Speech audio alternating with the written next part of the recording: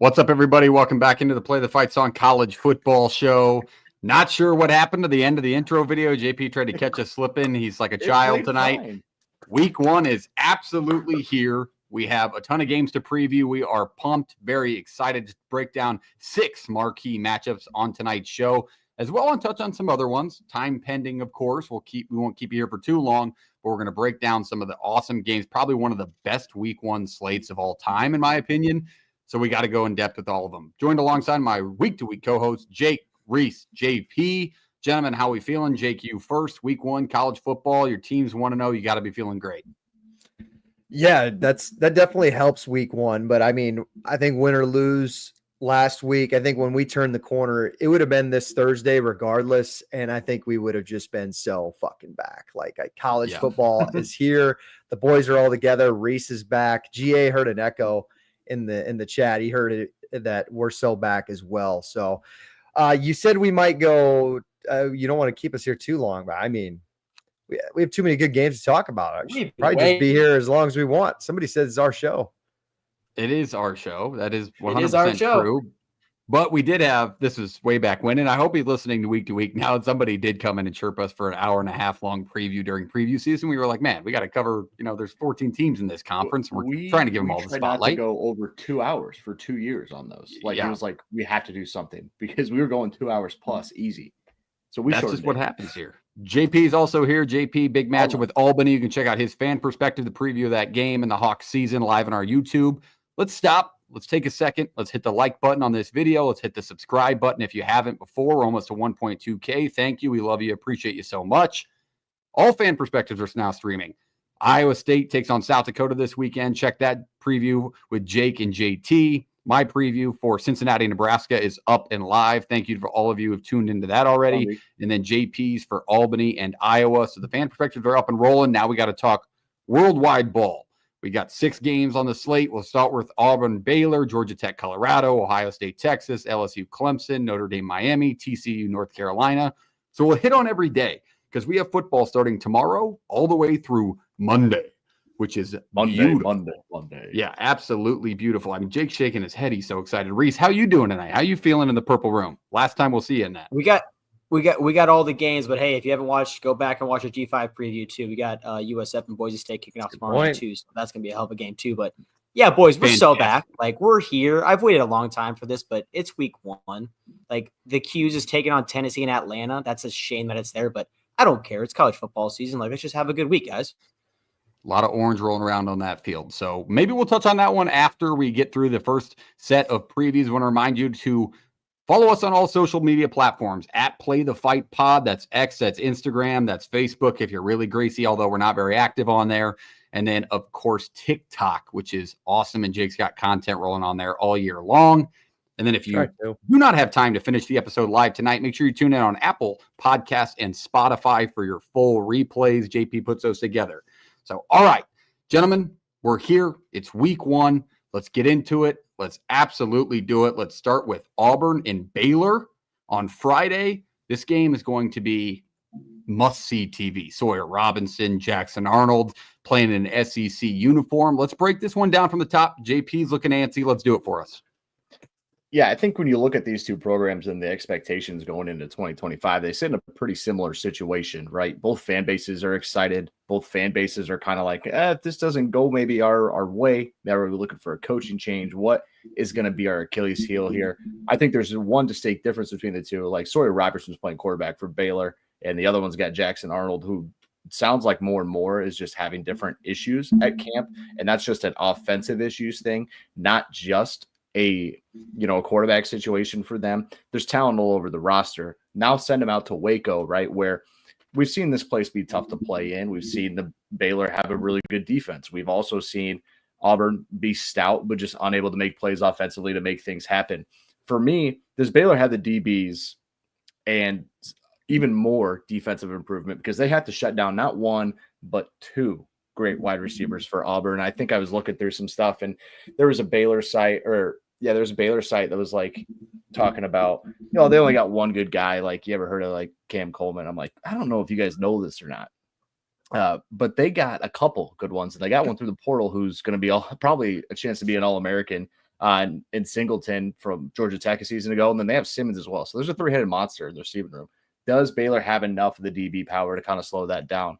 And then I kind of looked on the other end, like Auburn's offensive line, working to control the clock in the run game if things aren't working through the air. Like maybe Baylor does figure them out a little, makes them a little more one-dimensional.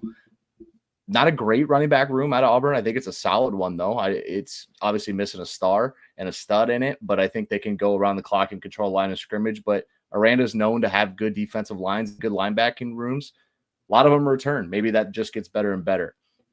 On the flip side, right, keep Sawyer Robertson upright.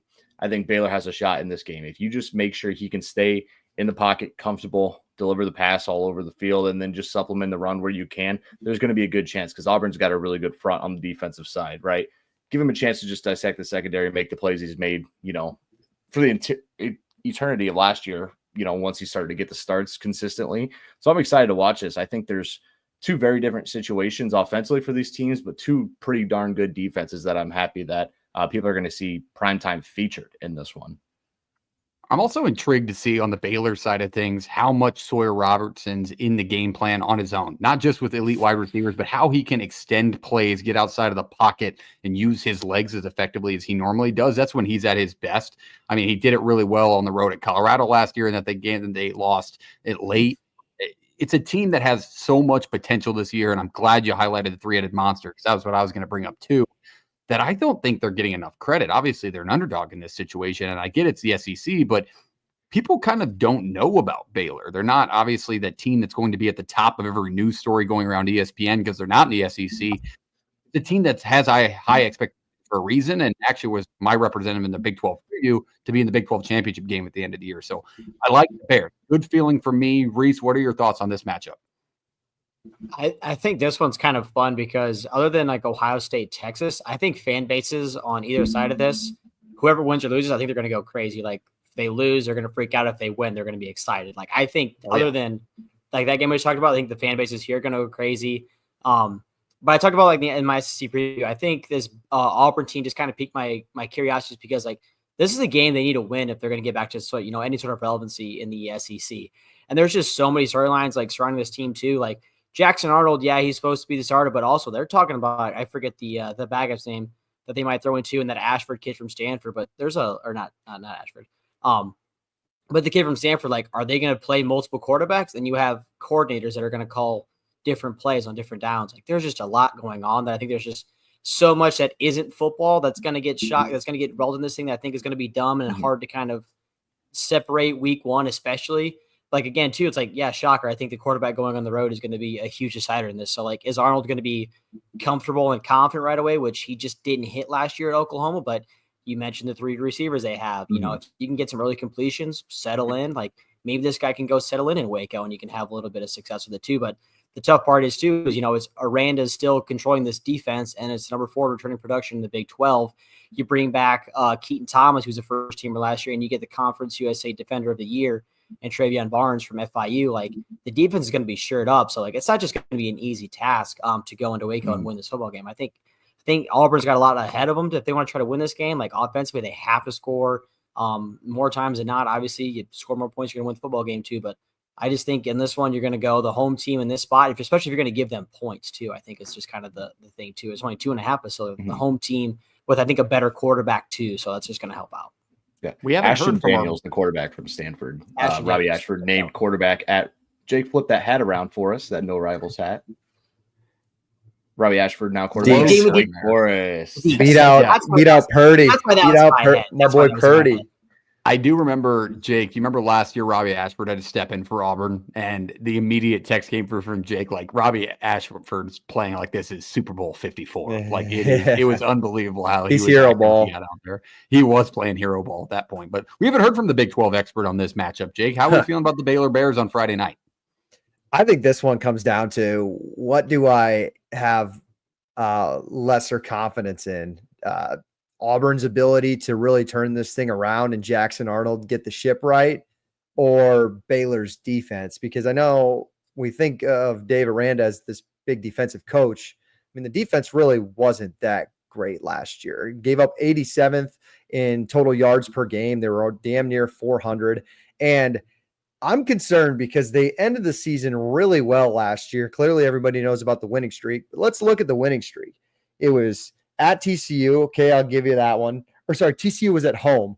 At Texas Tech, very early in the year. That was when they scored 59 points, still gave up 35 to Texas Tech, beat a bad Oklahoma State team, beat a bad West Virginia team, beat a bad Houston team, and beat a Kansas team at the end of that little run. I think they were just kind of falling out, like losing gas after they had that little win streak that the Jayhawks did. So I don't really know. I think Auburn could actually give Baylor some problems defensively. I think Falk for them is going to be an absolute nightmare at the edge position.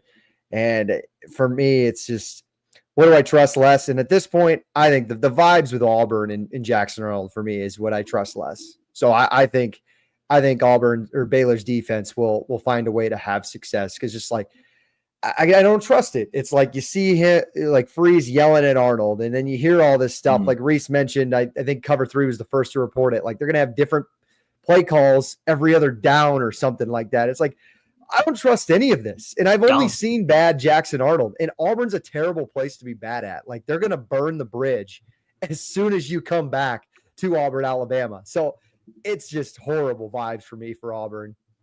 Well, I think he was bad school to bad school when it came to quarterback vibes in Jackson Arnold. Like Oklahoma is the other school that has a quarterback. They're cheering for your backup. Go ahead, JP, before we go to picks. I was just going to say, like, what are the odds that we just simplify this for him? Like, what do they go in? If you're like a fan watching on TV or somebody watching, it's like, what if they just pick Baylor apart by throwing 5-6 yard routes and just letting these absolute monsters make plays? Definitely could. I don't think there's anything wrong with that. But you have to supplement it with a run game. Otherwise, the short pass game can be an extension of the run game, but there's too much talent and too many good players on the edge for Jackson Arnold not to succeed in this position, I think. Like, even if he's not all world, like, get the football to these three guys because they make plays nonstop.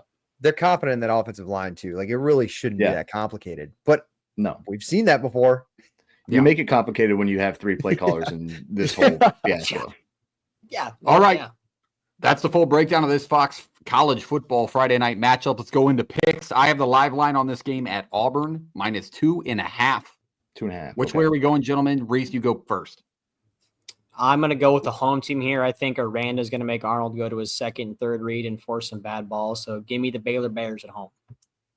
Yeah, I like that pick. I'm going with you. I like Baylor plus the 2.5, gray uniform, gold chrome helmets. Too much in week one for Auburn. I think the bridges are going to be burnt. Jake, you on the other side? I had Auburn all week. I really did. This team is also in my Big 12 title game, and I think it, as a Big 12 supporter, we need it for the conference. I think we really do. So I'll look back and just call myself stupid on Monday, but I am going to take Baylor. All right, 3 on Baylor. JP, are you going to be our absolute savior? Are we doing this first? The guy knows ball. I to be honest with you, like, I was in the same boat as Jake, so I'll write it out. I'll go the other way. I was thinking Auburn all week. All right. Didn't love it, but I'll go Auburn because, like, opposite of Jake, like he said, like, he's jumping off of it. I'm not going to jump. The problem is it it should be that easy for JP. What you mentioned, it should be that easy for Arnold. Yeah. Like, finding guys open and running the football. Like, the offensive line's still going to be good for Auburn, but Auburn's got a good defense. Like, we do forget that. Like, they have pieces all really over. Good defense. For me, like, last thing, Park. Sorry, I know we got to get to a lot here, but like, if you're Auburn and this ends a season quick. You lose a game to a big school. Like, they're going to view it as you lost to a Big 12 school. Yeah, Auburn needs this much more. I mean, Baylor could still win the conference at this point. And I know realistically Auburn could, but the vibes would be much worse in Auburn. And it's 100% becomes the reflection at the end of the year. Because if you come back, let's say both teams win out, whoever wins this matchup, they're going to look back. And if you're Auburn, they're going to say, well, you lost to a Big 12 team in week one. And if you're Baylor, you're going to be like, oh, well, you lost to an SEC team, but that's still pretty good. Like, they may get the bid. It's viewed completely differently from the college football playoff committee's perspectives in my mind. So I like that point. But all right, that is that matchup. Auburn goes to JP. The rest of us are on Baylor. That one's going to be must-see TV. So definitely tune into that one on Fox College Football Friday. YouTube TV viewers can also get a viewing of that. Thank the Lord. All right, let's stay on Friday night. Let's head to Boulder, Colorado for another awesome matchup. Georgia Tech and the Buffs. But before we break this game down, we want to remind you to shop our great partner over at No Rivals. ShopNoRivals.com. Use the code PTFS at checkout for free shipping on all of your awesome new hats. The boys are all rocking their teams tonight. Jake, unfortunately, went Wake Forest, but they do have Iowa State. Go on there, check if they have their team. If they don't, request them under the teams tab. They're adding teams by the day. Awesome new designs for the triangle design. Jake's trying to point to a shelf that's not in our view. But we appreciate No Rivals for partnering us with the Play the Fight Song College Football Show. Use the code PTFS at checkout, shopnorivals.com. All right, gentlemen, let's break this one down. Staying in the Big 12, Folsom Field, turf for the first time in the history of that program on that field. How do we feel about this game? Is it going to be Brent Key? Is it going to be Dion? JP, you go second this time. Jake, you break this one for us. I was gonna say you could take it, Parks. You're the big Georgia Tech guy here. I was gonna say, yeah, you can have it. And you run the ball, dude. Run the ball. I will say, if I'm going to go first, which is perfectly fine, less of my focus on this matchup is on Georgia Tech because I kind of know what I'm going to get out of them a little bit outside of the wide receiver room because they lost Singleton. But more questions for me are on the Colorado side and Caden Salter and what he can do with the weapons they have because they've been such a pass-heavy team the last few years with Shadur and the weapons they had, like Weaver on the outside in year one. And then you look last year and they had Jimmy Horn step up and LeJonte Wester was an awesome ad. And then this year I'm looking through and like they add Prentice who put up over 1,000 yards at Campbell last year, but then Omarion Miller who looked good in spots for them last year. But like, I can't see who's going to emerge and fill the slot of what LeJonte Wester did, which he completely took over games for that team last year. And whether or not they're going to have a quarterback that can make the throws to the caliber that Shadur did in that offense. And it was one of the most pass-heavy teams in college football. They were 132nd in run play call percentage. I just don't know what I'm going to get offensively from this team without Shadur Sanders under Dion's point of view, especially when it comes to college football. So I think that this is a really good spot for Georgia Tech's defense to force a couple of turnovers, put them in good spots, and then Haynes King, just be Haynes King. Grit one out, use your offensive line, use the run game, and don't get into those ugly battles. I think Georgia Tech is a team that we've talked over the last couple of years that's either plays up to their opponent's level or plays down to whoever they're playing. And I think you got to avoid that if you want to get to the expectations in that 8-9 win mark, which they should easily achieve with the guys that they had coming back in the production. And I would feel a lot better if there was a ranked number next to Colorado's name in this game with Brent Key, but he's going to have that team ready to go. And Folsom's never an atmosphere that really scares me away from a team. And Georgia Tech went in and should have beat Georgia last year. So we'll see how this one goes. But I got to side with Georgia Tech just because I think there's too many question marks around what Colorado is going to be identity-wise. Jake? Yeah, we're going to find out. And I think that's a big headline for week one. I think there's a lot of teams that are trying to figure out what their identity is. And that's why we play the football games, to be kind of point blank. For me, if I'm looking at Colorado, I know that we clearly like what do they need to address? They need to run the football this year. I think from the Colorado side of things, I get what they're saying when there is confidence that Caden Salter can actually improve the run game with his ability to kind of run a little RPO stuff and to his ability to use his legs. It's just a matter of, I don't know if I love Welch. I don't know if I love Dallin Hayden, the running backs for Colorado. And then I think that Colorado still has a couple of receivers, like you mentioned, Parks, but can Caden Salter get it to him? We'll have to wait and see because Amari Harvey in the secondary for Georgia Tech is really good. I think it's the defensive line for Colorado that's going to make or break this game in Boulder. All eyes are going to be on Jaheim Otis, Alabama transfer. Can he finally stay healthy? Can he finally become the 5-star talent consistently that he was? He could be a game wrecker and one of the best in the Big 12 if he reaches that ceiling. And also the Walker kid at defensive end could be good for Colorado too. That's what I'm looking at. It's not even offensively for them. I want to see this defensive line create pressure on this Georgia Tech offense because they have so many weapons, like you mentioned. I think I trust the Colorado secondary a little bit. Like I like McKinney, and there's a couple of other guys back there that I think can hold their own as long as they get a defensive line that can create pressure consistently.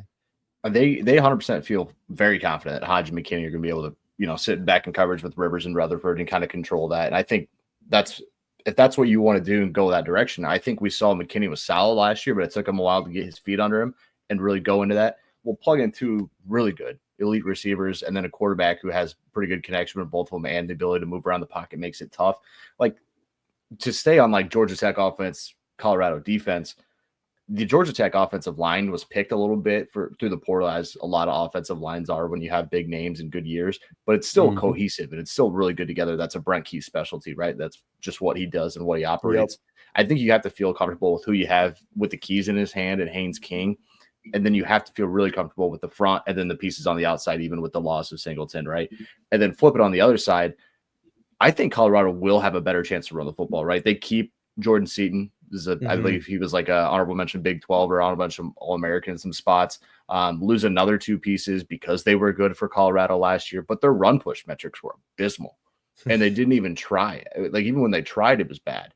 And so you have to be able to do it. I kind of agree with Jake in the backs. Like, nothing's going to stick out and blow you away. But I think Salter brings something different to that. Move around, make more plays. How much do they benefit out of having, like, make this, give me like the 80th, 90th best rush offense, and I think you open things up a little bit more for them.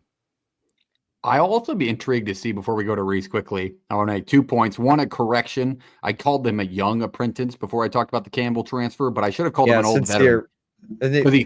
No, I called him a young apprentice, but I should call him an old veteran because I forgot to mention he started playing football in 2020 in college. So here we are, a long time later. I thought you called him Prentice, like Kobe Prentice at Baylor. I was about to correct you, and I was like, just roll with it. Oh, no. Okay. Sorry. Well, double correction in case you heard the same thing Jake did. But Sincere Brown, 61 catches last year for over 1,000 yards, averaged 17 yards a catch. Like, that to me is the Xavier Wheeler, LeJontay Wester ad for them, but we'll see. And then my second point is I also wonder how we're going to view the game. Like, let's say Georgia Tech gets off to a start, right? 17-0, 14-0, whatever it may be. Will Dion be like, all right, get Juju in there? Like, let's put him in there and see what happens with the offense. Like, will we get a double look? I don't know. I'll say Dion's probably a more probable coach in the country for be like, I think I'm going to put my best players on the field. I don't care who you are, how much experience you have. So maybe they pull the trigger early, something to watch out for. Right. Why couldn't they split drives? Like, would that be surprising? I don't think they came out and said that, but I wouldn't. I wouldn't be totally shocked. I'd be more shocked if Colorado was just shut down by Georgia Tech's defense right now. To be honest, I think that there's a lot of changing revolving door pieces on them defensively. Like, Colorado can score. Maybe they just need to be themselves and let the talent be what it may. And, Georgia Tech's got to get a lot of things figured out. And this is a tough one to go figure it out, right, against this kind of team. What do you think, Reese? Yeah, you guys keep mentioning it, but the trenches are the big thing. Like, just Georgia Tech, this offense, their offensive line last year, they finished number 3 in the country. They're Joe Moore Award finalists. You got to go replace a few of these guys, but to JB touched on it, like, this is a team where they're just bought in. Like, having Brent Key as your coach, not to mention he's an offensive line coach, they're going to be just fine. Like, and what helps out too is bringing back this guy named Haynes King. And if you don't know him yet, shame on you. I watched this guy come to upstate New York last year, and they were down 17 with like under 5 minutes left, made it into a 1-possession football game. And I'm like, oh God, is Haynes really going to do this to us right now? But Houston pulled it out. But like, you talk about the names too outside JP, you got Rivers and you got Rutherford. They also got their tight end back from injury last year in Brett Seether. But then, like, defensively too, what's Georgia Tech going to be like? Because you get the new defensive coordinator Blake Gideon coming over from Texas. So defensively, that's the big question mark, I think, is what's going to be holding Georgia Tech back in this game. I really trust Haynes King. Like you just said, grit, dude's a grinder. No matter what the score of this game, he's going to go out and give 100%. And on the road, the guy doesn't care that you talk about. There's a number by their name. I'd feel better about this for Georgia Tech, but Haynes King is a gamer, same with Coach Key. So I'm going to trust Georgia Tech in this spot, even if they're going to go on the road early. Line 4.5 in favor of the Yellow Jackets. Will Rambling Wreck cover the number, or do you have the Buffs, Jake? I got to take that. You got to take the home team with giving the points. I actually was on Colorado all week, so I do feel good about this spot. I think Livingston's going to have the defense good enough to stop Georgia Tech, and we'll see what we get on offense. But I think it might surprise some people. If Colorado fans can not come for me in this clip because of what I'm wearing and what's behind me, I would have taken Georgia Tech anyway, even if I didn't hate you. But that's just how the cookie crumbles sometimes. So give me Rambling Wreck minus the 4.5, 2-touchdown win. Easy win for my boy Key. JP. I'm on Tech as well. I think it's gritty. It's close. I think there's just something that pulls away in the end. Reese, finalizing up, going with Jake, or are you staying with JP and I?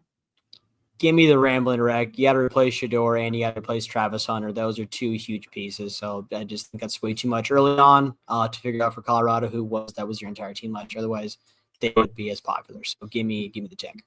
It's a great point. Two number retirings to replace production wise. It's a very fair point, Reese. So, all right, 3 on Georgia Tech, 1 on Colorado. That one must see TV as well. Friday night is absolutely loaded. Definitely tune into that one in Boulder on the turf. All right, let's do it. This is the one everybody wants to talk about. You've probably seen a million people covering this one. Before we do this preview, though, we want to remind you to shop our great partner over at Frost Buddy, our new partner for this season. Check out the universal can cooler. Keep your drinks cold all season long, no matter the size. FrostBuddy.com/PTFS is that link. Make sure you use the link so they know we sent you. Shout out Frost Buddy. Check out all their college designs, and you can even buy one for your mother. It doesn't have to be a college design, but you know this show. We want you to get the college football-based ones. We appreciate Frost Buddy for partnering with us here at Play the Fight Song. FrostBuddy.com/PTFS is that link. All right, gentlemen, let's do it. Let's head to the shoe. Let's talk number 1, Texas, at number 3, Ohio State. 2 new face quarterbacks for these programs. It's a pick 'em. Basically, I see it now in favor of Ohio State, the defending national champion. Where do we see this one? Reese, you go first. So I think everybody's going to talk about Arch Manning and Julian Saint in this. That's pretty obvious, but I think this game is going to come down to defense, like just through and through. There's no other way to put it. You got Caleb Downs, your first team preseason All-American. You bring back Sonny Styles for Ohio State as well. And then you also have a couple studs in the background to go into with Caleb Downs and Devin Sanchez and Jermaine Matthews is pretty solid quarterbacks as well too. And then the defensive line, you got to replace some guys, but guess what? You're Ohio State. It's not rebuild, it's reload. You get a 5-star in Bo Atkinson coming from North Carolina. You do lose Jim Knowles to Penn State, which is a big loss, but guess what? You get Matt Patricia, former NFL head coach, to come in there. Last year, they had a coordinator for a former head coach for a coordinator as well, and that guy did pretty damn well too. So a lot of faith in that early on to do that. But I think what's going to help Arch, it is Texas. You do have a lot of weapons, but I think the big thing too is this is his first true, this is his team. The shoe is not an easy place for you to go into right away. I think the crowd, the defense, I think that is a lot to handle early on. If he can find some success early, then maybe they can stick around a little bit longer. But I think if you go in there, like I talked about this in the game before, but if you're going to make this young quarterback go into his second and his third reads and make him force some balls in there, you have Caleb Downs. That guy can go and take a ball away from some guys too. So I think defensively, Ohio State is going to be a force in this game. And Julian saying, you have all the weapons offense, but you just got to be a facilitator. You don't got to go do anything special. Look what Will Howard did last year. You just got to go take care of the football and just don't turn it over. And you have this game at home too. It is a massive help, especially for a young quarterback. So I like Ohio State in this spot. JP. Yeah, I'd say I want to see the offensive lines of scrimmage. I want to see the offensive line for Texas. I want to see the offensive line for Ohio State. I think there's a difference between both, obviously both talented in major ways, but Ohio State was forced to kind of use some of these guys last year in that playoff run, right? You had guys that had to fill in for McLaughlin at center. You had other guys that had to fill in at tackle and guard in some spots. So they're experienced and they're talented. I think that goes a long way. So on the flip side, Texas obviously has to reload an offensive line that's had a lot of NFL talent on it, but they're doing it with high-end 5-stars and legit blue chippers. And I just want to see how that correlates. I think defensively, Ohio State's front is going to be a lot of new names. Obviously, these are 2 programs that recruit at super high levels. Texas is going to be a little more well-known with an Anthony Hill and some other pieces on the defensive front. So you get the more experienced defensive line against the offensive line who's been put into tough situations, right, due to injury. I want to see at the same time, how do we work 2 pieces in that are, I'm going to call CJ Baxter new to the Texas offense because he missed so much time a season ago, right? How does that incorporate back in? What does he look like? Because he's a game changer at fully healthy. And then Max Clare, the tight end they brought in at Ohio State, and how he incorporates in. You already have great weapons on the outside. As Jack Indries, too. Yeah, Cal transfer tight end. How do we kind of incorporate those, and what does that look like? Because I think the running game and a good tight end can be an absolute bailout option for 2 quarterbacks trying to get their feet under them. And then last thing I'll say is this is to me is going to come down to what quarterback can make. Reese kind of talked about it, getting guys onto second, third reads. What quarterback can make plays on the move? Because if the offensive lines are playing really good defensive lines, there's going to be some breakdown, right? And then you're going to have to beat good secondaries. Like Texas got a really good secondary. We've talked about Ohio State and how good they are in the back end. Taft and those boys for Texas are just as good as Downs in that duo in a lot of spots. I'm not saying player for player just as good. I'd take Downs over Taft, but the units themselves are just as talented as each other. So whatever quarterback can make sure that he feels comfortable being uncomfortable is going to be really good here. And I think Arch moves around a little bit better, but maybe Sagan's got the arm and just the confidence to throw it up to one of the best players in the country. And then a couple of tight end transfers they brought in. I also wonder when's the last situation that we run into like this in college football, and it's got to be less than 5 times in the history of it, if ever, where a defensive coordinator from a reigning national champion leaves and goes somewhere within the conference. Reese already highlighted, then you bring Patricia, but you had to replace a good chunk of star players on this defense. Outside of Caleb Downs, like Jack Sawyer and JP, you hit on the defensive line, like the way he led that defensive line. This defense led probably 6 of the 8 statistical major categories on the defensive side of the ball in college football last year. So that's the type of production it took for them to get where they were. So it comes down to me for Ohio State's defense, limiting Arch Manning, forcing a couple turnovers. And I think that they have a chance to really handle this game throughout, even if it's slow moving, a slower pace, especially at the start. I think both quarterbacks are really going to have to settle in. And Julian's saying, we've talked about Ohio State quarterbacks in the past. You don't have to be a world beater. JP loves to use that term at Ohio State. Just get the ball to the playmakers. They give you enough on the outside. It's wide receiver you for a reason. You have the best young receiver in college football, maybe in football. He could be playing in the NFL right now. If we can get the ball to him, Tate on the outside consistently, just let them make plays one-on-one in good scenarios, I think they're going to put themselves in a good spot. And Ryan Day is a good play caller along with Chip Kelly. So I really think it comes down to Ohio State's defense forcing a couple of turnovers, and I think the Bucs are in a really good spot to upset the number 1 team in week 1. I guess it's not an upset because they're a favorite, because they're at home, but it's the number 1 team in the country and probably regain that spot if they do win this one. So I do like the Bucs, but such an interesting situation and what we're going to see out of Ohio State's defense with the new faces outside of the 1-star and Caleb Downs. I mean, Igbinosun still on the outside. He had some struggles last year, so look for him to get targeted early in the game too. Jake, what are you thinking? Yeah, you guys kind of highlighted it all, so I'll just keep mine short. I think the biggest matchup is which new faces on either defensive line show up. You guys have talked about like the new quarterbacks. Which one can stay more comfortable? Well, flip it to the other side. Ask a different question. Which defensive line can get after it? You got the George kid from Idaho State at defensive end for Ohio State. You got Atkinson, who came in the spring from North Carolina for Ohio State. You got Syracuse's boy Watson at defensive tackle for Texas. So like I'm looking at Ohio State's edge rushers or Texas's interior defensive line. Whoever has a better day, I really think is going to make it hard for the opposing young quarterback and gets the win. All right, gentlemen, basically a pick 'em in favor of Ohio State right now, -1.5.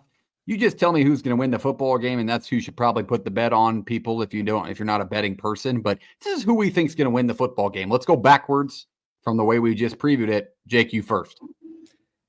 Texas has the more experienced coaching staff, 2 new coordinators for Ohio State. And I don't know, like Peoples and Donaldson are not Judkins and Henderson. So, yeah, I like Texas. I like Texas a lot in the spot.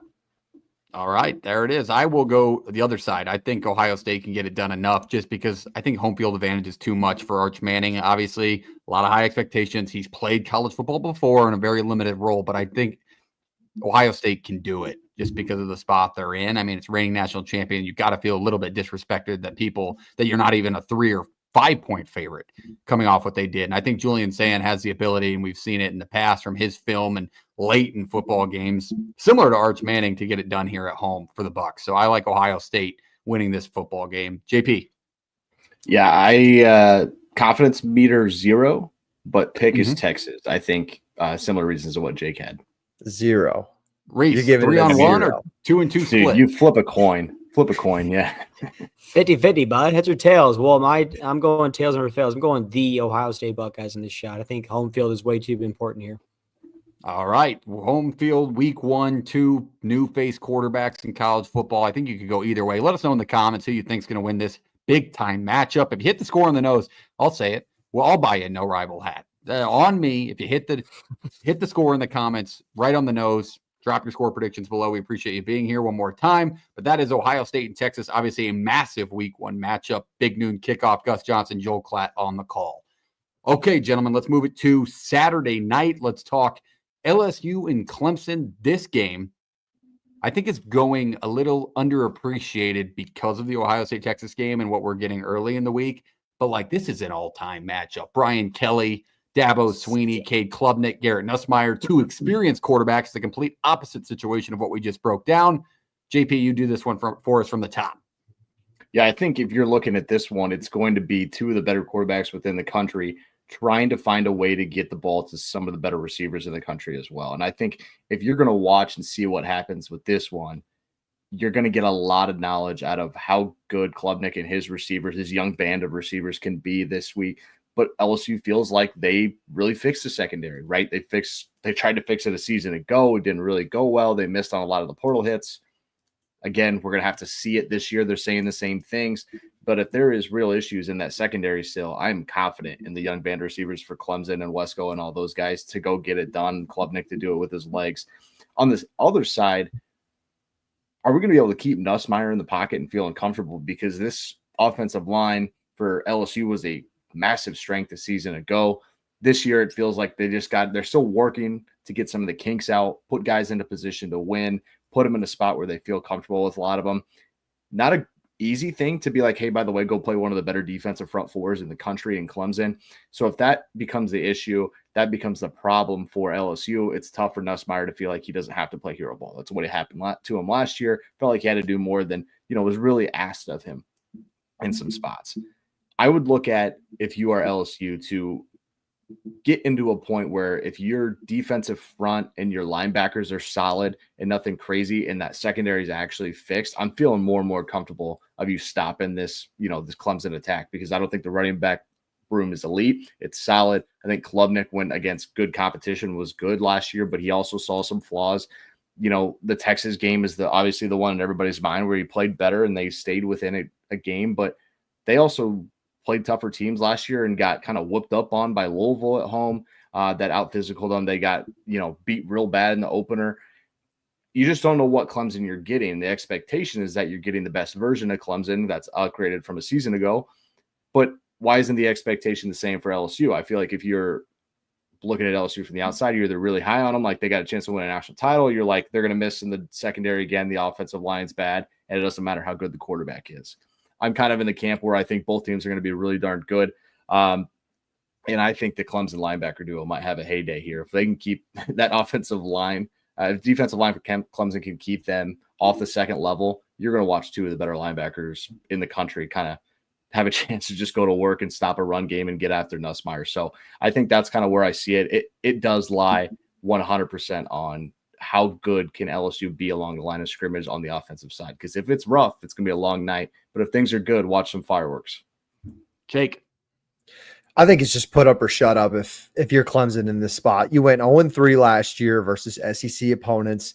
If you claim that you have these first round top 10 picks on your defensive line, what better opportunity than get after it at home against a new kind of renovated offensive line in LSU? I'm talking to you, TJ Parker and Peter Woods. Let's see if you can get after it. And then lastly, LSU gave up 12.5 yards per completion through the air defensively last year. Okay, Brian Wesco, TJ Moore, let's find out if you're a legit, like we keep talking about over the offseason, Clemson finally has this elite receiving core that they had during their national championship era.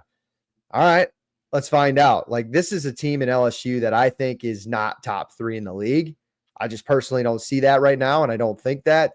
So if you're Clemson and if this is a real national title contender, you got to check all the boxes for me for this game at home. And I can't see you lose another SEC game. Like, their only quality win last year was SMU. That was it. You mentioned it, JP. Got smacked around by Louisville at home last year. Just can't happen this year if you really think yourself as a title contender. Yeah, Clemson for me, I look at last year, and you talk about the defensive line, how much hype they have going into this season. They have to get to Nussmeier to be successful in this game. I think if you give him enough time with his experience, he'll expose you in some spots, especially with zone beaters. But Clemson last year, not a lot of teams ran the ball against them. Like they saw a lot. They had to defend the pass a lot last year. They faced 35 passes a game, which was one of the most in college football. There's only like 4 or 5 teams that saw more passing plays than the Clemson defense. And they only sacked the quarterback on 7% of those dropbacks, which is like not great. It was like in the middle of college football. So if you really think you have those first rounders, this has to be a spot in the national spotlight where it starts going. Because if they can get going now, they can have a very successful ACC season. On the flip side, if you're LSU, you really have to establish the run game early because of that. I think you have to run the football more. You can't just let this pass rush get going and then you become really one-dimensional because you can't throw the ball or Nussmeier gets banged up. That's like worst case scenario.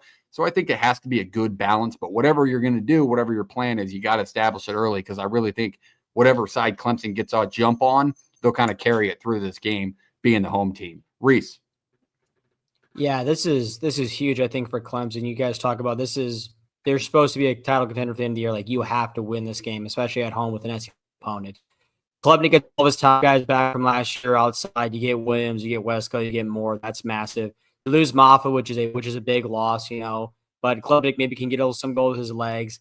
And it's also just a big time to like not on a neutral site, random game with Georgia where you got thumped. Like, this is a game where you get your Death Valley 2.0. You're not the real Death Valley. You're Death Valley 2.0. But you also get a new defense coordinator, Tom Allen, coming over too. So I think shore up some of that defense, some of the issues they had to, which helps out a lot. Because especially if you're going up against a talented team like this LSU with the weapons they have, and Nussmeier as well too. But Blake Baker, that LSU defense that he took over, they went from god awful to middle of the pack last year. So I don't see them making huge strides. But then again, this is still LSU. Like, you got the number 3 overall transfer from Florida State and Patrick Payton.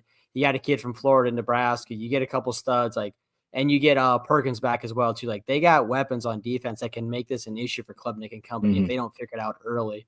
As strong as the front 7, whatever it's going to be for LSU, I think the most important part is going to be those back half guys too, because I just listed all the weapons that Klubnik has. The guy threw 36 touchdowns last year, only turned it over 6 times as well through the air too. So those guys got to be on their game as well too, because if they're going to be open, Klubnik's going to have himself a day going on their at home too. So I'm going to lean Clemson in this spot also because Brian Kelly to start the year, he just is sluggish. Like, they had that weird Florida State game a couple years ago where the blocked extra points, so they lose it. And last year against USC, we talked about LSU just does not start hot against for Brian Kelly too. And not to mention in top 10 matchups in his career, Brian Kelly is 3-10 as a head coach too. So give me Clemson in this spot. 2 questions. Right. Go ahead. First question. Hit us. Does Klubnik have the ability to bail him out again? The amount of times he had to go into games last year late and win football games for Clemson is like similar to what Rocco had to do a season ago. We've seen Rocco do it again this year to start the year. Does Clemson and Klubnik have it in them? You know what I mean? Like, that Pitt game probably shouldn't have won. If this is the Clemson team we all think that they should be, he shouldn't have to bail them out. Like, I think that they should. That's a good point. Yeah, this should be I genuinely think this should be a 10-point win for Clemson if this is the team that we've been talking about all offseason. But this is why we play the games. Question 2: how big is the fire if LSU does drop this one to start the year? Yeah, it's a good question. It hurts, but it's still out of conference loss. I mean, we're fans talking. It'd be 7 in a row, right? 7 in a row, week 1 losses. I just want to know how bad the fan base is going to be. Like, what state of mind would they possibly be in? Because it's not a rational one. I got to find you guys the I don't remember what like LSU Brian podcast Kelly, it is. Brian Kelly's a hated coach too. Like, throw that in there too. Like, by a good majority of college football fans outside of LSU, and I'm sure a good certain majority now of LSU fans don't like him for other reasons. So I don't think it's going to take much. I think it's going to be pretty quick after this. The firing squad starts coming out on Twitter. Yeah. What was the LSU podcast saying, Jake? Sorry, I didn't mean to cut you off. No, you're fine. I got to find it. It's a post. They obviously do podcasts all week long, but they do post game, like live reaction stuff right away. Yeah. And I think they do it at like a cellar, like a wine cellar. You know what I'm talking about, JP? Have you seen this before? I don't know. These two LSU fans in a wine cellar is not where I expected them to be for a post game. Maybe it's it might even be like a speakeasy kind of thing. I can't remember. Also not where I'd expect them. I got to send you guys. I got to send you last year's USC post game. It's phenomenal. Imagine. Just expletives are out the door. Like, it's free flowing. And these guys are absolute rage monsters. They don't have a heavy accent, but they're they're nuts. I'm gonna find. I'll put it. I can't imagine being a part of a fan base that overreacts to losses. I'll say that. So shout out to LSU fans. I don't know how you do it. It's unbelievable. But all right, let's go to the picks. Reese, let you go first. I know you kind of gave yours away, but you're on the Tigers minus 3.5, I imagine. I'm on the Clemson Tigers. Give me Dabo. All right, JP, you're up. Yeah, I'm going to take Clemson here as well. Sorry, Jake. You either got to save us or we just screwed Tiger Nation. I like Clemson in the spot. I really do. I think we title a video, Can Anyone Stop Clemson? Because of the hype we all feel earlier this offseason. Go watch it if you want to watch us talk individual Clemson. I like the Tigers in this spot a lot. I think 10-14 is a good number, although 3.5 just rubs me the wrong way in week 1. Screw you, Vegas. Gross number. Not a fan. Yep. Okay, so I found it. 104.5 ESPN Whiskey and Wine is what the show is called. I just put it in the group chat. We can watch after the show. Too. Clemson for me, especially I got LSU's team under this year. Yeah. And I actually do think Clemson is the better team. And I'm going to drink the Dabo Kool-Aid one more time. This is it. No more Dabo. You ruined it this year. I'm done. So JT is also on Clemson, so that's a full sweep on the board. We gotta go see tomorrow. You have JT's picks already? I do. I sent him to him today. I'd like that to know is what those full are. embrace of BYOG. The Play the Fights on College Football Show is bringing their own guts to back up Death Valley this weekend. All on Clemson. That is a clean sweep on the Tigers. Let us know if you disagree in the comments. LSU fans, that's good news for you. Don't come for us. You're probably going to beat us outright.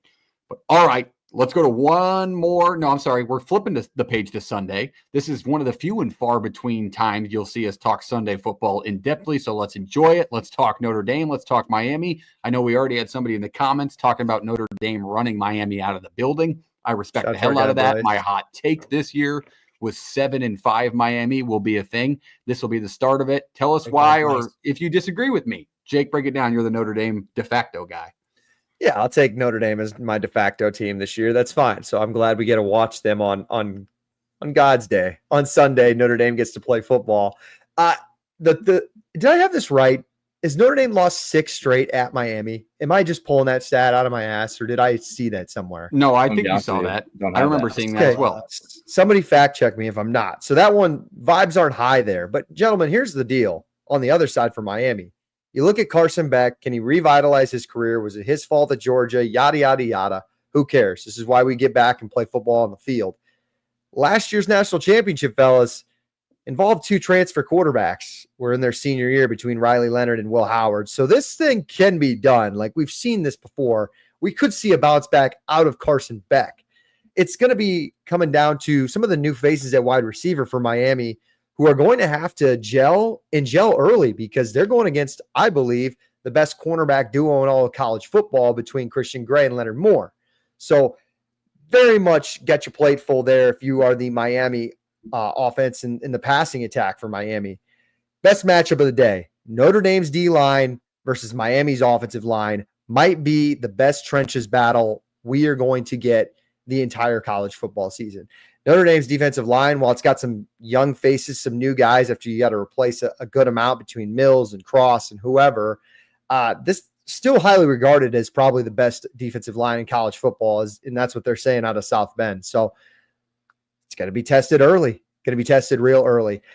Very intrigued. My last point would be I am so intrigued to see what this new passing attack looks like for Notre Dame because I do believe they could have a better passing game this year with Carr. He doesn't have the legs that Riley Leonard did, but he's got some of it. He's got Greyhouse back. He's got Faison back. He's got the kid from Virginia. Like, I think this passing attack could be really good. And it goes without saying, we haven't even touched on the Notre Dame running backs yet. So a lot of new faces on both sides that we're going to be interested to watch this one on Sunday. Yeah, I guess I'll get the name off the board so we can at least mention it early in this preview. But Jeremiah Love obviously is going to be a difference maker in this game, right? I mean, very fair to say. Yeah, believe it or not, one of the best running backs in college football, if not the best, is going to be a difference maker in week 1 in a big-time matchup. But I think what it comes down to is this Notre Dame team and the returning production that they had. How about the fact that they've been in this spot before? And you're going to match Texas A&M's environment in week 1 last year to this Miami environment at Hard Rock Stadium? Get the hell out of here. I think Notre Dame's the most well-prepared team for this battle out of any team in the country.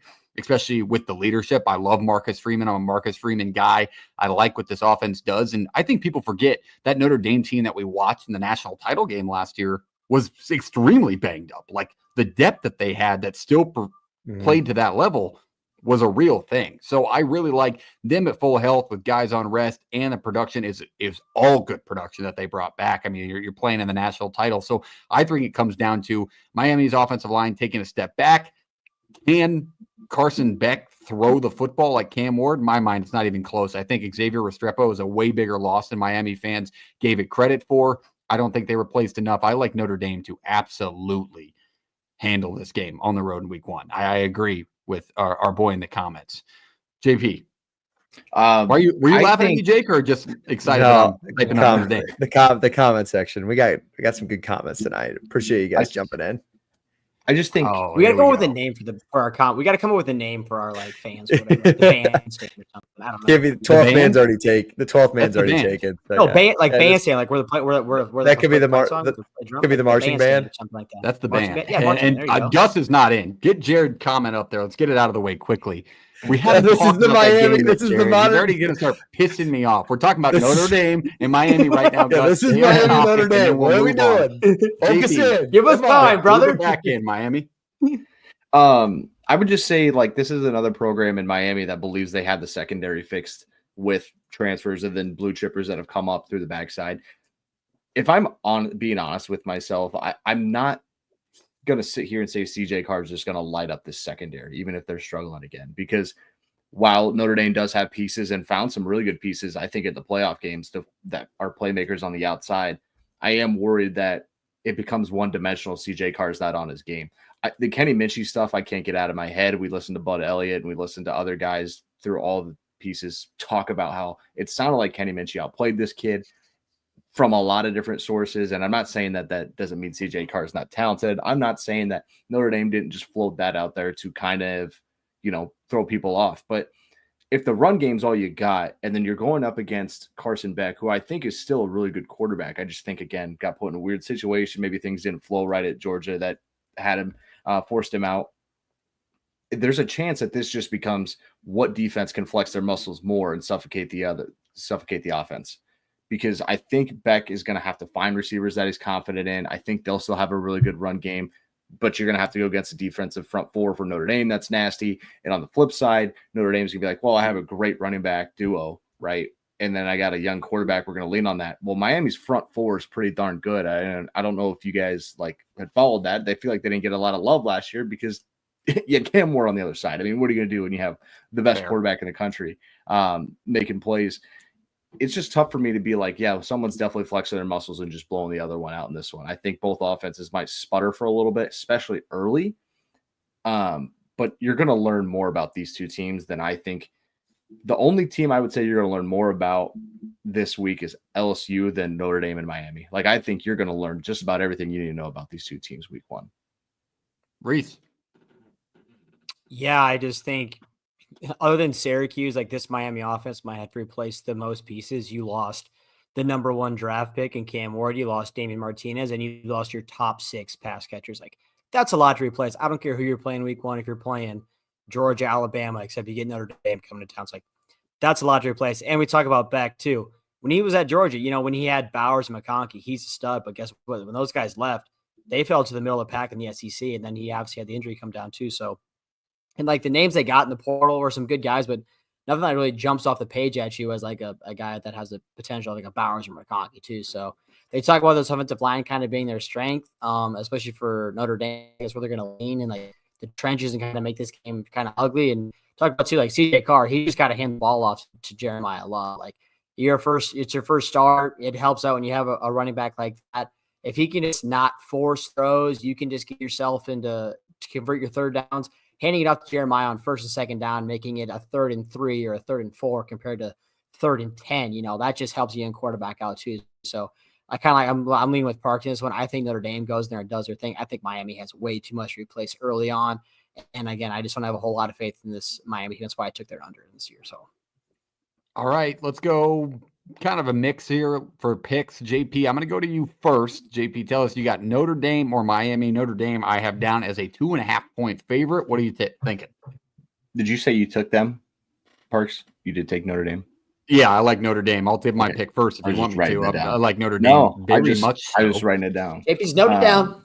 I like them very much. So I think there's going to be Carson Beck-esque mistakes as they experienced last year. I mean, Georgia wasn't great last year. A lot of it fell on Carson Beck's arm. And so I think it's going to be a similar situation with an elite secondary in Notre Dame.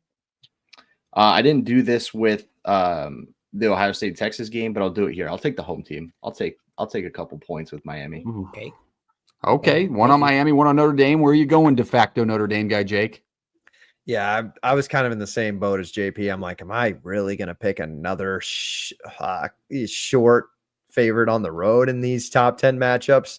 But I think I will, because at least in this one, if it does come down to that 2.5 point spread and it is close, I think I just trust Marcus Freeman way more than Cristobal.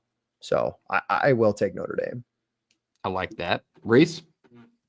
Yeah, I took the Irish. I already locked this one down too for a little play because I think the line. I think people might bite Notre Dame so heavy that the line kind of moves a little bit too. So give me the Irish. All right, 3 on Notre Dame, 1 on Miami for that awesome Sunday matchup. Again, this is probably one of the few and far times you'll find us talking Sunday football on this show, as it is college football all the time. Let's go down to the last game. Let's head on to Monday. Let's talk Bill Belichick coaching the Carolina Blue, North Carolina Tar Heels, and TCU and Josh Hoover and that explosive offense. Let's go to Jake to break this one down, as the Big 12 is a part of it. Jake, tell us about it.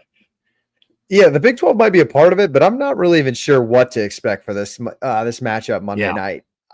What do we get out of Josh Hoover, and how does he handle kind of this pro-style defense that Bill Belichick brings, along with his son calling plays on that side of the ball? Like, if there's one thing we know about Bill Belichick, it's he's going to mix up play calls. He's going to really confuse the eyes of the opposing quarterback. And if Josh Hoover is as talented as, his 3,000 yards says that he is from last year, what a better test than what this North Carolina defense will bring for you on the road at Chapel Hill against arguably the greatest coach of all time. It's also going to come down to, can TCU run the football even a little bit? Because they couldn't last year. And if they can't run the ball on Monday night, I hate TCU in this spot and just forcing Hoover to throw the ball 50 times against the Belichick defense. I absolutely hate that spot. And on the other side, can TCU be physical enough to slow down the run? Expect UNC to use Gio Lopez's legs a ton. They're going to want to run the football. They're going to play a pro style. We just kind of talked about it.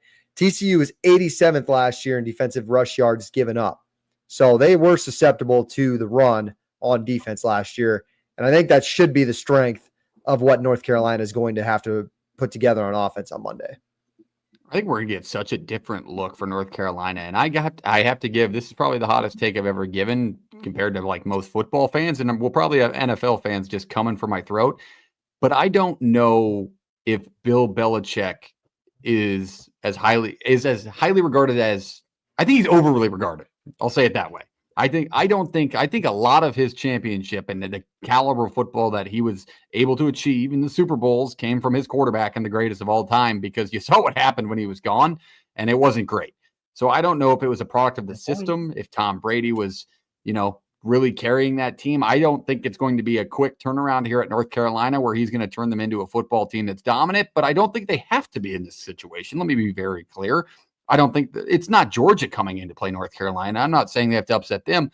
I think TCU struggled enough defensively last year, and I didn't see anything on paper that told me it's going to be drastically different. So I kind of like North Carolina in this spot, because I think they showed some things last year outside of a couple of games early with that Mac Brown firing that they can get this done at home in week one. I think if they force a couple of turnovers and you keep TCU's offense off the field, you're going to put them in a really, really tough spot to do what they want to do as a program. So as much as I want to maybe crap on Belichick and where he'll take North Carolina over the 2 years that I'll be there, I think that they do handle this game, just because I think that TCU is asking for too much of a step up from their defense to be successful this season in the long game. JP. I would say that if you want to go down the road of like, what is North Carolina's defense, force TCU to be and what they force Josh Hoover to be, can I interest you in offensive line injuries in Chapel Hill right now, where they are really battling to get guys even ready to go? They've already announced a couple that aren't going to be ready to go. They're going to get the knee braces out, gentlemen. Yeah, like Gio Lopez is going to be good, but I just it makes me think and makes me wonder, like if there's a real situation here where you're just begging this offense to move the football because they can't keep anybody off them. I don't care how rough the back end looked for TCU a season ago. I think they're improved in some spots. I'm not saying that they're going to be a top 5 Big 12 defense, but they're going to be improved enough, I think, to stop a passing attack in Chapel Hill. Now, the environment plays into it, right? Because if you get one-dimensional offensively and you let, North Carolina find a groove and go 4 or 5 yards a carry, it gets rough, it gets tough, and you end up putting yourself in a spot where you have to make plays quicker with less possessions. But I like Josh Hoover. I like Sonny Dykes. I like this offense. I think there's just too much. And yes, the Belichicks will probably throw something weird in there and make it a little tougher, disguise things a little bit differently than what you've seen in the past. But you got to have personnel to run it too. This is still college kids that have to, run a tougher system in some spots. So maybe it stays simple to start.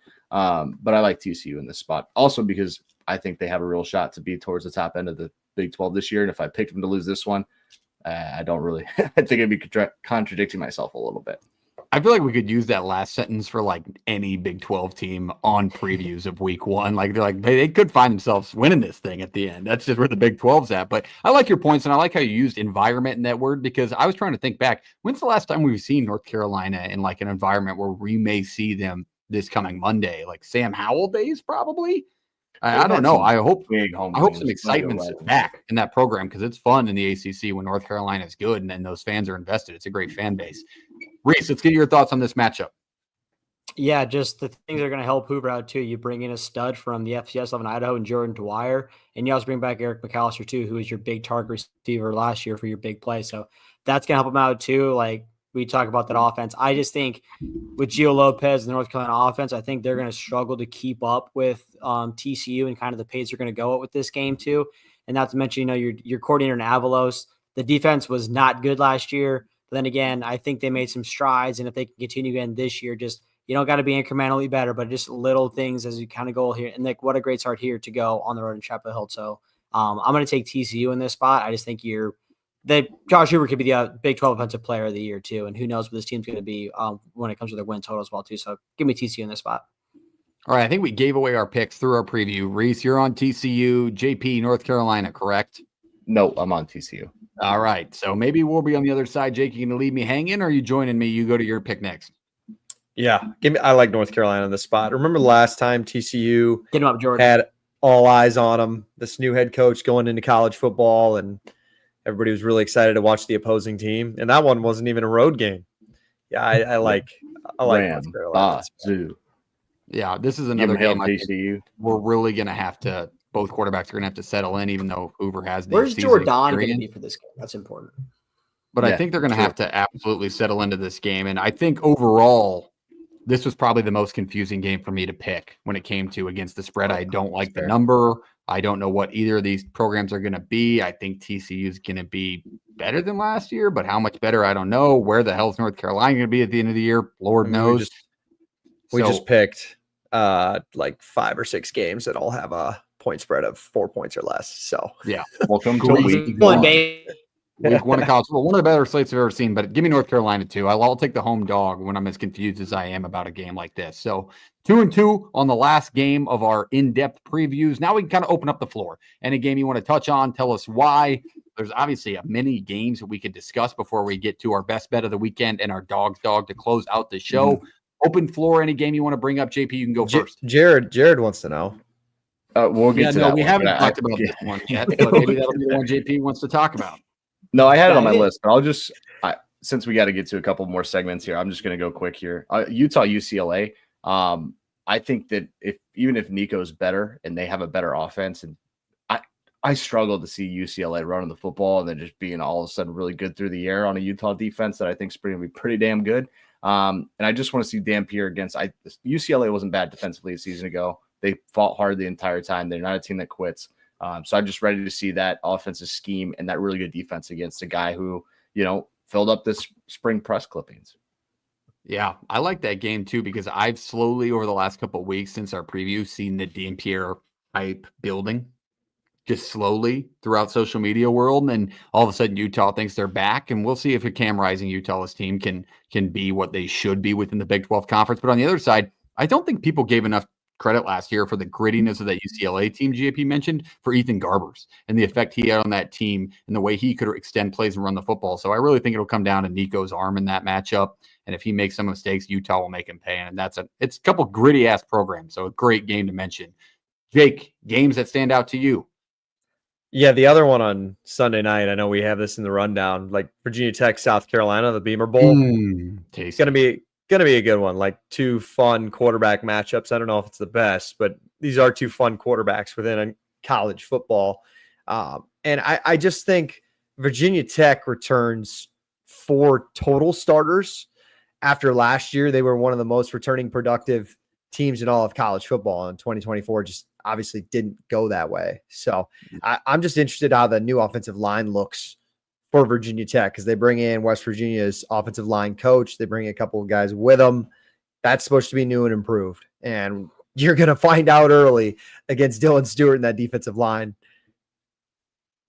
Beamer Ball has a chance to make a statement in that game. They really do, because I don't know if Virginia Tech's going to be up to that level, but it's a team that can challenge you if things don't go right early. But I think it's more of a chance for Lenora Sellers in South Carolina to really make a statement as like, hey, this team is for real this season, especially against the competition that they're at. It's kind of that perfect level where they could have a dominant win, but Virginia Tech also almost has an equally chance to be in a football game at the end and steal one, in my mind. Any thoughts on that game, JP or Reese?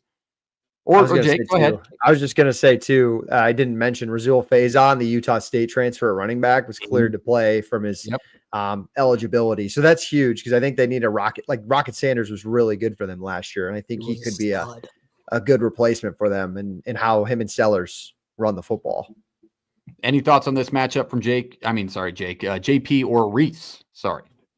Good. Nope. No, I was just going to say that I think Beamer's a hell of a head coach. You got to replace him. The 2024 SEC Coach of the Year, like, it's a big deal. What if?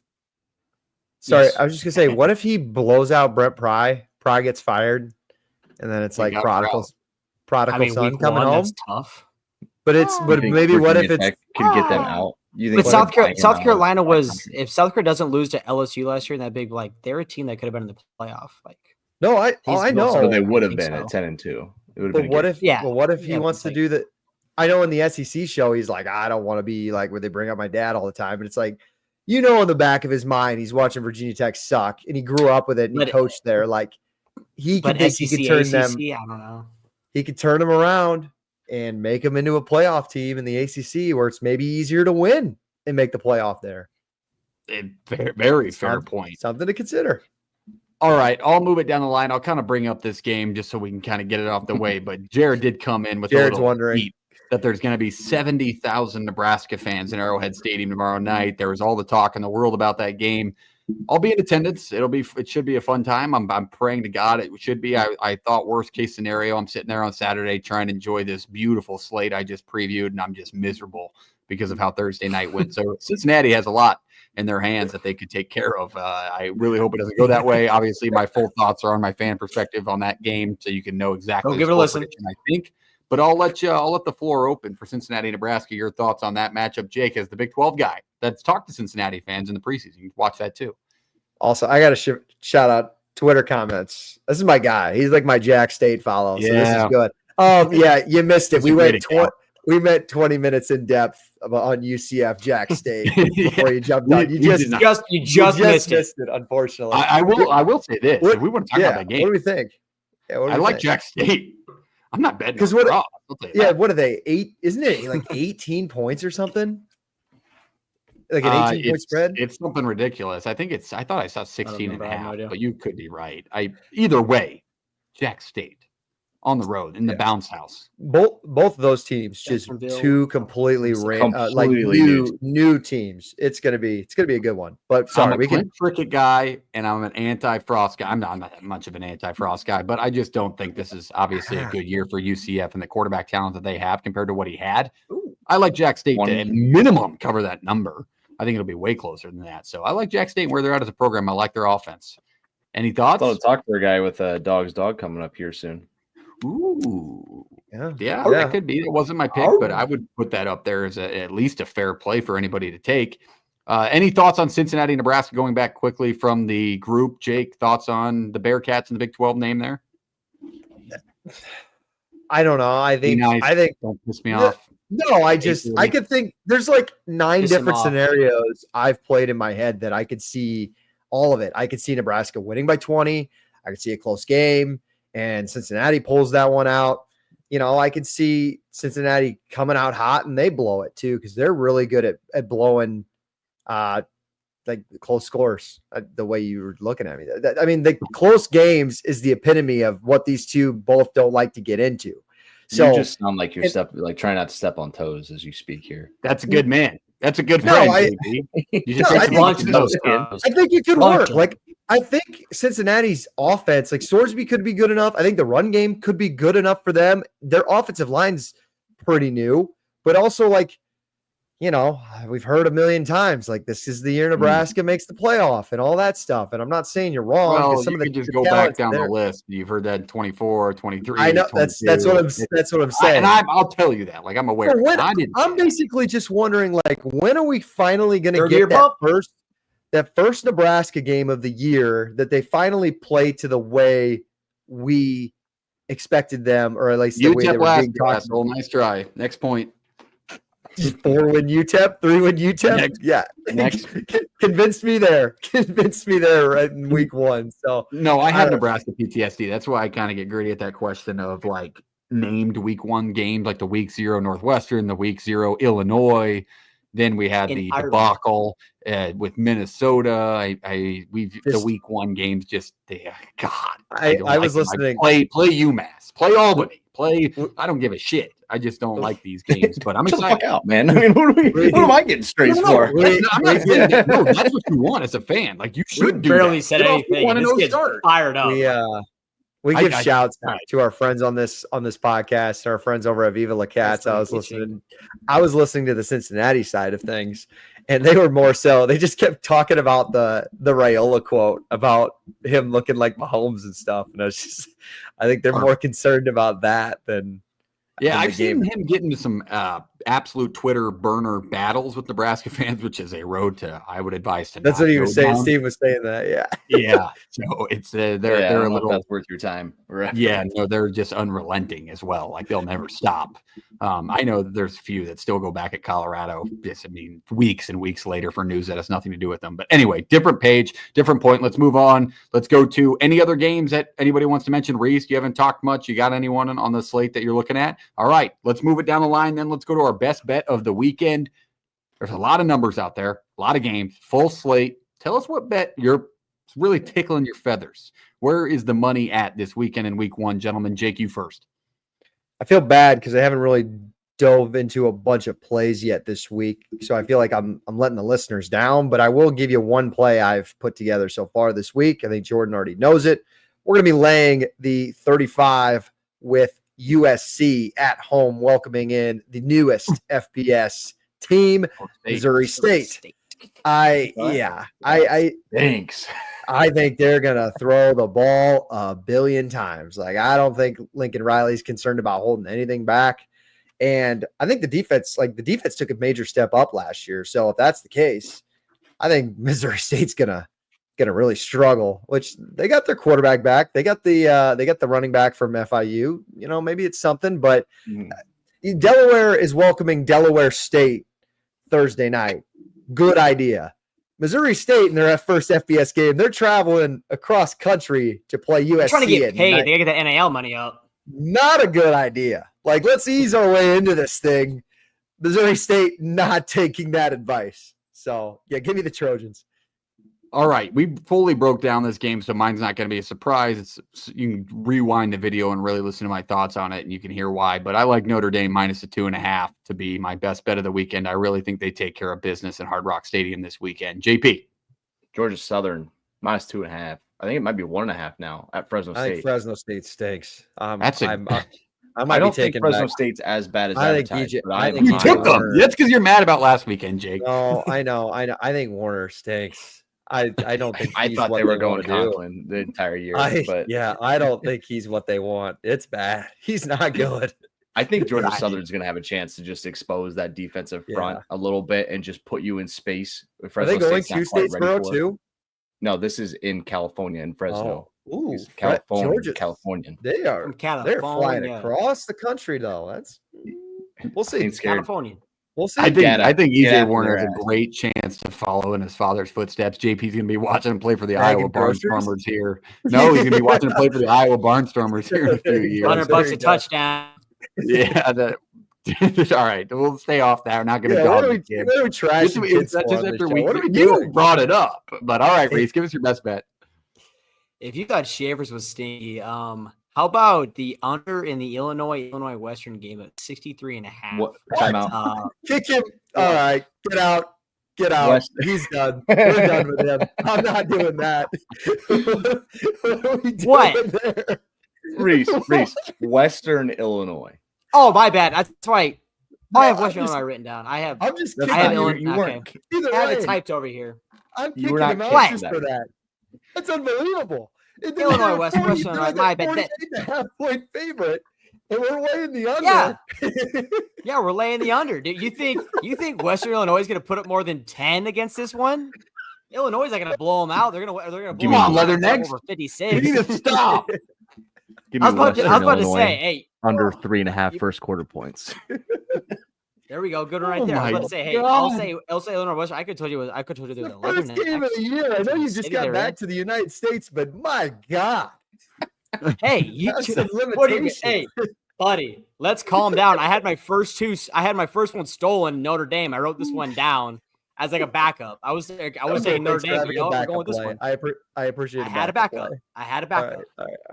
All right. Let's quickly rewind the page. Let's go to game segments, individual. You pick out what's the best upset chance in college football this weekend. You got one, Jake? I got 3 of them, but oh my God. I'll throw one out there. No in depth. Just tell us why quickly. Yeah.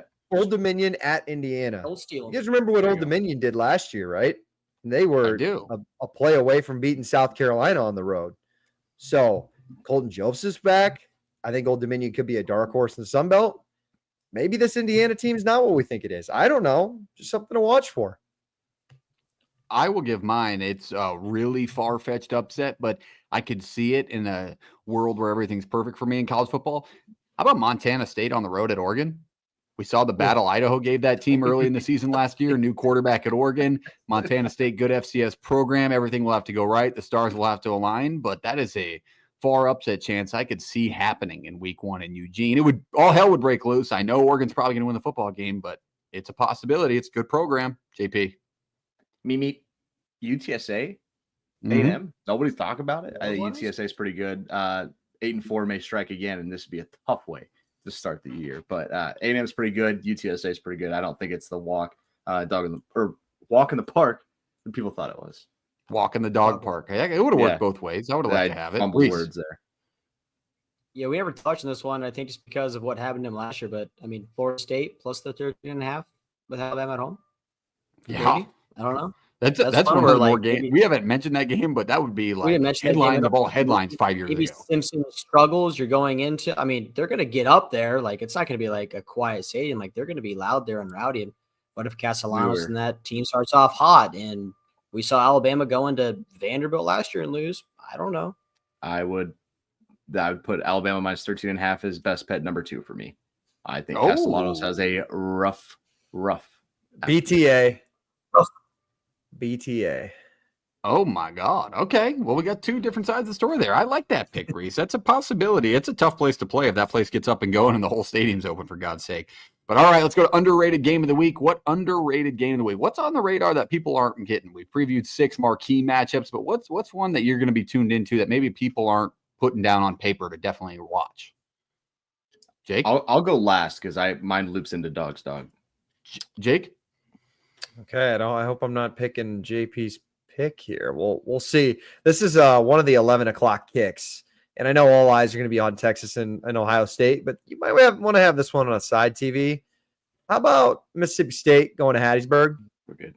Taking on Southern Miss. Like you could put that in my watch out upset possible segment as well. Like this new Charles Huff, new look, like semi Marshall team from last year, welcoming in an SEC school who got just trounced by Toledo at home last year. And I expect to not win a conference game this year. So we'll see. All right. I think one that's underrated that obviously last week helps in seeing what Alejado could do is how about Hawaii going to Arizona this week with Noah Fafita still playing quarterback at Arizona. They lose Tedoroto McMillan on the outside, which is obviously a massive target. We saw how good Alejado is and how much that Hawaii team is still kind of Hawaii. See if he can. So how's the ankle? Yeah, I know. See if he can him playing is obviously a big deal in that, but they also have a good backup quarterback that was a JUCO All-American that I saw. So that must-see TV. I think Hawaii getting off to a 2-0 start against a kind of unheard of Arizona team in the Big 12. Can I say we're trying to get things moving and you just keep popping in. This is our show. No, it's our show. We can literally do whatever we want. Go ahead, Jake.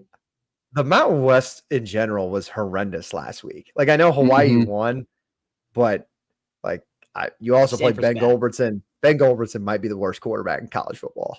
Not to throw another kid under the bus. But. Well, I mean, Hawaii did also gift them a touchdown at the beginning. Yeah, of the game. I know. There wasn't much like I don't think I've seen that bad of a week one play since Cam Taylor-Britt punted a safety for the end zone. But yeah, no, that's very fair. Stanford did not look good. Andrew Luck, not the turning point for that program, I think. Reese, your underrated game of the week. I think Northwestern going on the road to Tulane will be a pretty good game. We're talking about Tulane and what they're going to do in that conference. 5.5 point spread. You know, is Retzlaff the guy over there? All that stuff. I think Tulane. Why look anywhere else other than Summerall? He's got going on there. So, JP, lead us into the Dog's Dog, which are underdog of the week, or plus whatever. Somebody that's not expected to win that you think is going to win outright, and tell us the game to watch in the meantime too. Underrated game. And the Dog's Dog. Give me ECU plus the 14 at North Carolina State. This is a big rivalry. Your North Carolina State fandom a little bit. I just think it's just a game. You're giving me 14 with, I think, is an improved ECU roster. I think North Carolina State will be a little bit better too. CJ Bailey will have a better year. But I just want to watch what this ECU offense does again. I think they have a real chance to explode and score points. And I'm not convinced that the defense fixed for NC State. I know Doran is, a guy, not a guy you want to bet against, but I think the Pirates have a real shot, and they're going to play out of their ass. I think they're just going to do everything they can to go win this football game based on the rivalry. Remember the bowl game last year? Now they're going to play each other again. This one is to start 1-0 in an in-state rivalry. So I'm all in on this one. All right, Jake, give us your underdog of the week. Have this one played. Return of the Mac. Give me Buffalo on the road at Minnesota tomorrow night. You're watching this for Thursday. So we got what, plus 17.5? I think is what I get. In the gold out. I'll tell you, I brought Daniel House on for the Iowa fan perspective to talk Ghosts. Not a lot of Go fans realize what Buffalo is. And he was like, hey, pay attention. They're good along the defensive front. They got a pretty good offense. But I think the Ghosts will be pretty good too. So that'll be a fun one. I think they think they're going to win by 40, and got another one coming. Is that or Miami of Ohio? Like, give me one or the other. Both are 17.5 point favorites against their Big Ten opponents. All right, I'll join you in the MAC. How about give me Toledo plus the 9.5 at Kentucky? Yeah, I think a touchdown is very possible in this game. Obviously, we talked about Toledo and Tucker Gleason this offseason quite a bit. And so I like the feeling the all white and the new white helmets for Toledo give me on the road in a not hostile environment at all within the SEC. They have white helmets? They made a new white helmet. Good. College football uniform watch. Looks good. They absolutely do. All right, Reese, round us out, baby. Give us a Dog's Dog to finalize tonight's show. The Q, baby. Why look anywhere else? I hate that this game's in Atlanta, but maybe it helps that it's not Knoxville. How about Syracuse plus the 14? I talked about it before. Miami might be my team that replace more offensively in Syracuse because we lost Allen, Hudson, Pena, Meeks. But you replace them all. You get Angelian, who, if this guy was at Notre Dame, he could have been Notre Dame starting quarterback. Who knows? But the thing that scares me about this game is the trenches. Like, I think Tennessee's defense, I think their coordinator, Tim Banks, is licking his chops. You got Josh Josephs and Jordan Ross, and you get 5-7 back for your front seven. So I don't like that at all. But if you're going to go into this game, it's week one. Who the hell knows? Like, this Syracuse team, I don't see Clemson, Georgia going on. I don't think it's gonna be something ridiculous. Like I was gonna say we've seen some splatterings in that building week 1 before. We've seen some what was it, Georgia, Oregon, or whatever. But hey, that's the trust process a little bit. We still got Jeff Nixon. Like, the guy's a great coordinator. Like, Kyle McCord set records last year. So this guy knows how to scheme some stuff up. You get back Yasin Willis, and then you also have Will Nixon to come back as well too, who's Jeff's son. But I just think you got to get something going in the run game. The trenches are going to be huge. If Angeli can stay up and stay vertical for a little bit and not have to go to a second or third reads, I think Nixon in this offense could keep some stuff up. Fran Brown, who knows, little homecoming down there as well too. So give me the Orange in this spot. They're my team. So if you're going to give me 2 touchdowns, I think they can cover this spread. And then also, hey, who knows? There's an outside shot to win this thing too.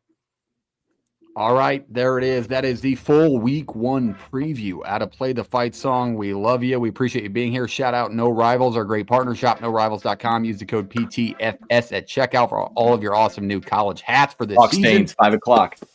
Yeah, and also shop Frostbuddy, frostbuddy.com/PTFS for all of your shopping to keep your drinks cold all season long. We love you. Hit the subscribe button, hit the like button. Follow us at Play the Fight Pod on all platforms. We'll see you next week, and we'll see you possibly Sunday for a week 1 recap. We love you. See you next time. Jake, take it away. Happy week 1. Congrats, everybody. Have a great Labor Day weekend. We have finally made it. See you next time. Let's play it.